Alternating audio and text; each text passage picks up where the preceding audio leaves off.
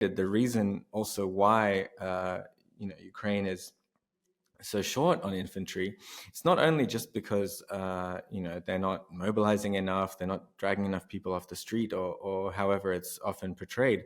The bigger problem is more on the end of the battlefield in terms of how much deadlier it has gotten over the last year. So even a year ago on the battlefield, there were lots of FPV drones in the air. There were lots of small drones dropping bombs on infantry. And it was very dangerous to be very close. But even then, given that level of risk, it was still possible to drive up pretty close to the actual front line, the actual zero line. I did that to do a story about the zero line, about infantry last summer, and it was still possible. You drive up, you go for a little walk, and there's your front line. Now none of that's possible. So now not only the saturation of drones in the air is so much higher that vehicles cannot get anywhere near as close as they could before.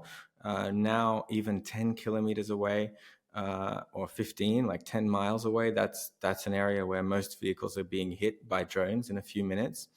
And then, the closer you get, the more deadlier it is for anything that's moving. And so these infantrymen are walking often 15 kilometers by foot with all their stuff to get to the front line.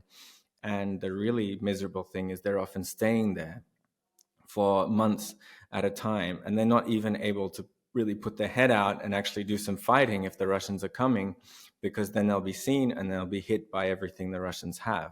So in that environment, to finally get to the end of your question, in that environment, it's very, very, it's much easier for the Russians to break through, to basically sneak past these infantry positions. They don't even kill them necessarily. They don't even try to take them or assault them. They just sneak past. And the reason that they fail most of the time to make these advances is because of the saturated net of Ukrainian drones who are also watching every square foot of that frontline area.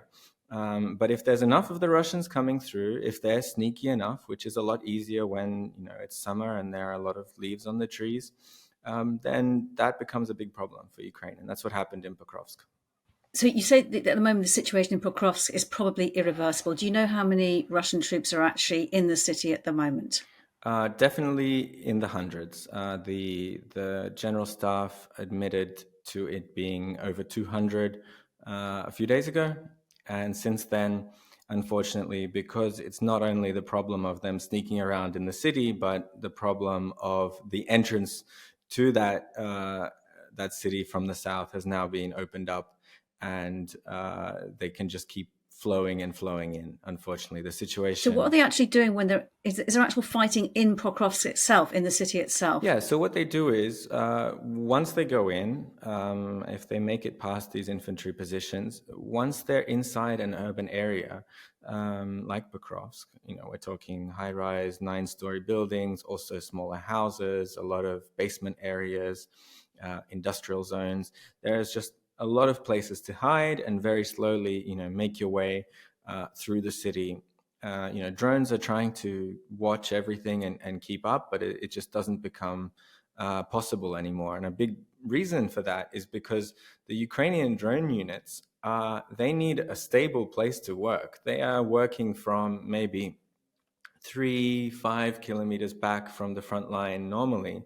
But once you have an uncontrollable situation of the Russians starting to seep through your front lines, it won't be long before they'll be walking around right next door and maybe assaulting you, maybe ambushing you directly. And that means that you need to withdraw quite chaotically. And that means you're not going to be able to do your work as a drone unit to stop more Russians coming in. And it just kind of snowballs at that point. So is there a point at which the Ukrainian forces will have to make that call to withdraw, or is it? I mean, how does that actually work in this kind of warfare? Uh, yeah, absolutely. Just like in any kind of warfare, if you have those people who are ostensibly following orders out there, and if their position is untenable, if there is a threat of an encirclement, which unfortunately there is now, then you would expect that the higher command would eventually cut their losses and say this is definitely no longer a favorable attritional fight for us to try and hold this city. As good as a job it did of being a fortress for over a year, it's no longer that. The enemy is overrunning the battlements, and it's time to go. But the problem is, unfortunately, with this Ukrainian command, that consistently over this war, if we look at the Battle of Bakhmut, of Avdiivka, several other cities which were basically almost surrounded, and the Ukrainian command refused to give a timely order to withdraw. The same goes for the salient in Kursk Oblast in Russia. That is a big concern now, because not only has it reached a point where a withdrawal will be chaotic and quite deadly, to be honest, even at this point. But on top of that, this is an environment of more drone saturation than we saw in those previous battles. So, Because that's what I was wondering, was how do you do a withdrawal when you've got that heavy drone saturation that you've been describing? I mean, it sounds like the most deadliest way to withdraw that you could possibly have. yeah, I mean, at this point, the crazy thing is that this drone saturation was so high around Pokrovsk already for the past month or two. Like it reached this kind of critical level that very few vehicles were going in at all. And so they were doing, soldiers were going in on foot, and they were being resupplied by drones. Some heavy bomber drones in the air, and some on the ground, like these kind of ground robots that you might have seen. And so that will also be the same for the withdrawal. We'll see the withdrawal mostly happening on foot. I don't think many vehicles are going to be getting in and out of that gauntlet of drones. And that has its advantages and disadvantages. It means that you can also try and be as sneaky as possible to survive, but it's also just a very, very arduous and extremely deadly journey to make on foot. Am I right in thinking that the onset of winter was just too late to help this part of the front line? Yeah, I mean, winter is obviously more favorable for defense in this kind of drone-dominated war, because it's a lot more difficult to hide, especially in these tree lines, in these forests. Everyone's thermal signature is a lot stronger in the thermal cameras as well, compared to the landscape around them. And in general, it should be, as it was last year, we saw a stabilization of the front line. It should be a lot more difficult for the Russians to conduct these kind of infiltration-based attacks. But if we look around at the moment, yes, the problem is that there are still leaves on the tree. A lot of them are falling at the moment. But there's another factor here as well, is that, once the Russian drone and artillery and glide bomb, all of these fire assets, once they understand that the Ukrainian infantry is less and less there, it's playing less and less of a role, then it makes sense for them to start focusing their efforts on the Ukrainian drone teams, on hunting them, on finding their positions, their antennas, their dugouts where the guys are working out of. Hitting their logistics, going back and forth along key roads. And if the Russians can degrade Ukrainian drone assets enough, that suddenly again makes it a lot easier for the Russian infantry to start making it through. And how big a prize would Pokrovsk be to the Russians? Well, I mean, I think Pokrovsk, it's important to understand this fight for Donbass.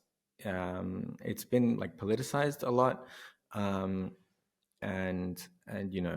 Putin was very crafty, I guess, in reducing his demands to Trump, saying, okay, we don't need all of Zaporizhia and Kherson, which are huge areas which we're nowhere near taking, and we focus on Donbass. And basically what that means is that it creates conditions where it seems like he's being more reasonable, but actually what he's still asking from the Ukrainians is still completely unacceptable. It's still hundreds of people being handed over into Russian occupation.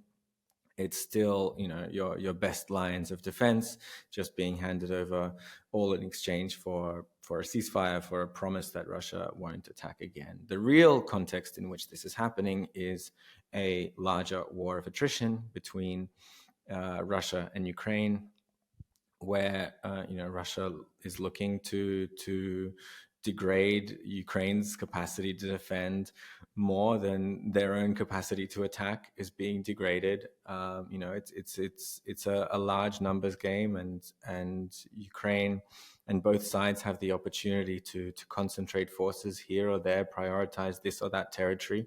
And in this context, I would say that Pokrovsk has done its job for Ukraine as being this fortress, which has really, ground up a lot of the Russian attacking potential, especially over 2025, a year where, broadly politically, Ukraine was always going to have it really tough. The question now, of course, is one of smart decision making. Is there going to be a withdrawal order in time?